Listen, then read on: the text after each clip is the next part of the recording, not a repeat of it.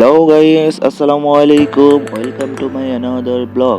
তো গাইস, আমি আজকে রাজশাহীর 3টা জায়গায় বেড়াতে যাচ্ছি। আমি এখন প্রথমে যাচ্ছি রাজশাহীর গোদাগাড়ির সেই সাফিনা পার্কে। তো এখান থেকে যেতে হলে বাসে যাওয়া লাগবে, তো আমি এখন বাসে উঠবো। সামনে বাস। তো গাইস, আমি বাসে উঠে ফেলেছি এবং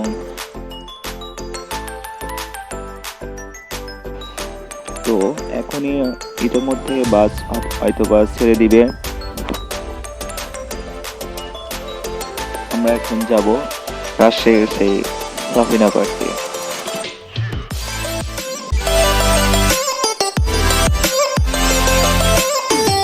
আমরা বাস থেকে নেমে এখন গোদাগাড়ি সেই মোড়ে চলে আসছি।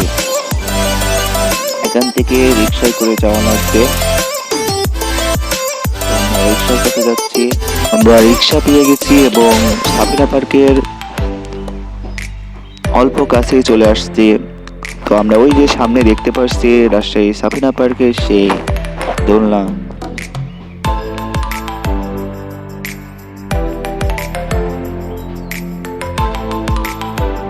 তো গাইজ, আমরা চলে আসার দিকে সাফিনা পার্কের দোলনা।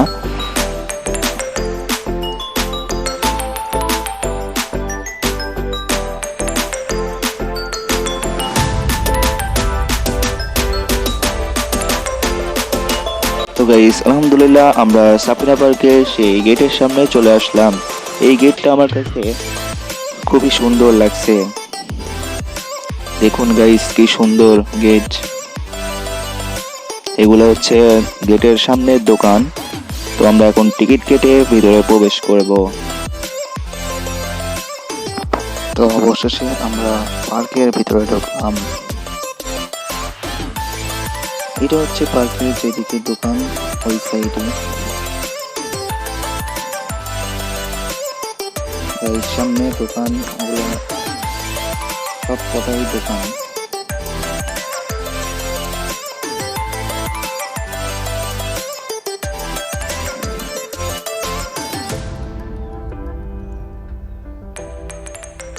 এখানে আপনারা যা যা খাওয়ার আছে সব খাওয়ার জিনিস পাবেন।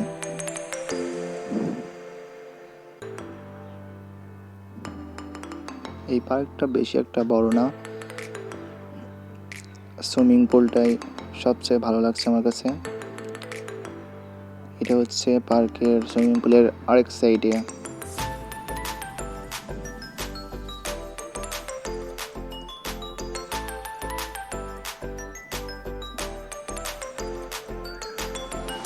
দেখেন ঘোড়ার দোলনা।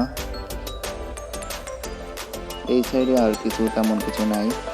ওই কোণার দিকে মসজিদ আছে, ভূতের ঘর। ওইটা হচ্ছে মসজিদ।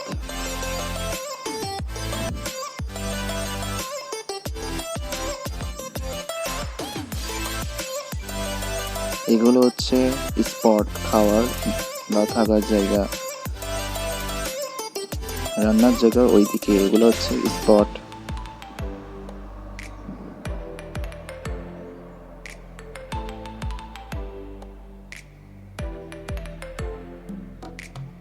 এটা হচ্ছে সুইমিং পুল। আর কিছুক্ষণের মধ্যে আমি সুইমিং পুলের ভিতরে ঢুকবো। তো গাইস, অবশেষে আমরা সুইমিং পুলের ভিতরে আসলাম।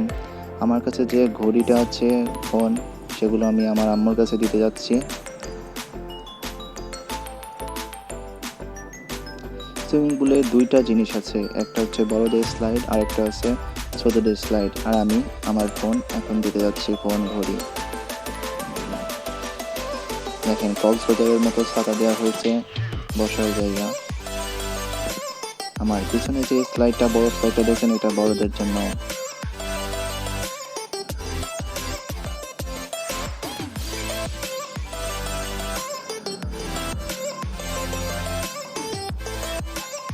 এখানে পুরুষ থেকে মহিলা সবাই গোসল করতে আসে। এটা হচ্ছে ছোটদের স্লাইড। অনেক বড় জায়গা সুইমিং পুল।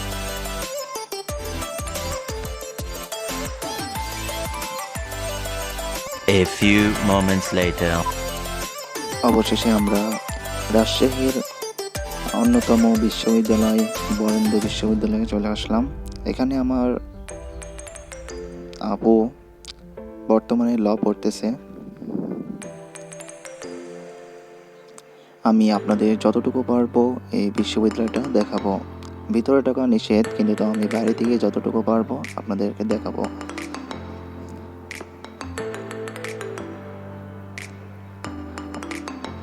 বিশ্ববিদ্যালয়টা নতুন হয়েছে।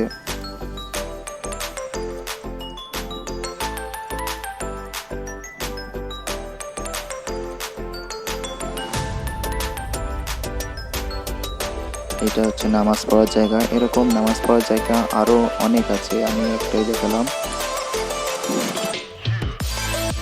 এটা হচ্ছে বিশ্ববিদ্যালয় ক্যাম্পাস বা খেলার জায়গা। এখানে সবাই খেলতেছে।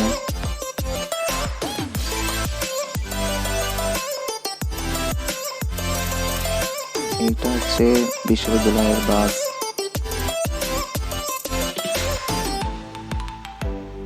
এই বিশ্ববিদ্যালয়টা নিচে 2 তলা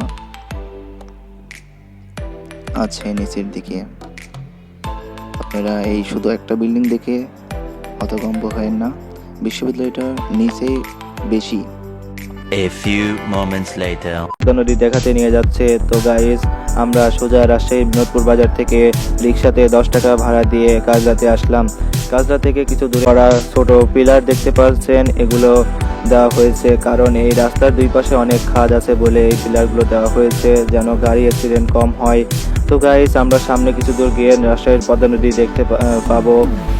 আমরা এখন সেই রাজশাহীর পদ্মা নদীতে চলে আসলাম। গাইস, আমার বড় ভাইদের কাছ থেকে শুনলাম যে এখানে রাতে প্রচুর লোক বসে ঠান্ডা বাতাস খাওয়ার জন্য।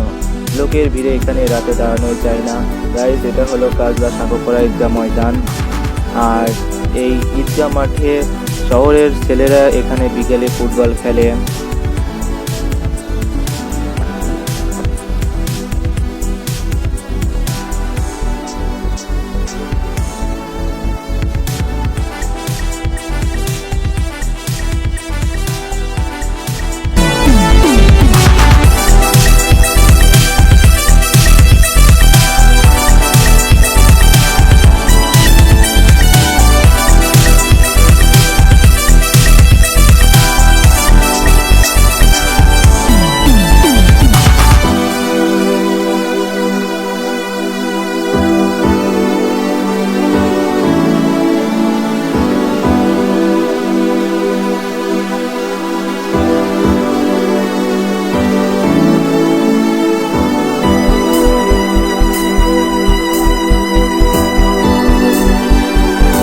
গাইস, নদীর পানি অনেক শুকিয়ে গেছে রোদের কারণে। এখন যে আকারে রোদ পড়ছে, গাইস আমরা পানির কাছে যেতে পারলাম না কারণ পানি অনেক দূরে। গাইস, এখানে অনেক দোকানপাট আছে এবং বড় বড় গাছ আছে, যেন এখানে মানুষ বসে বিশ্রাম নিতে পারে। গাইস, আমরা সামনে কিছু মানুষ দেখতে পাচ্ছি, তারা নদীর কাছে গিয়েছিল।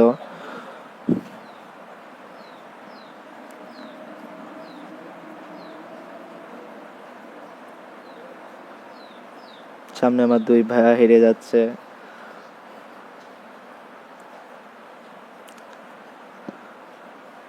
গাইস, এখানে কিন্তু কৃষ্ণচূড়া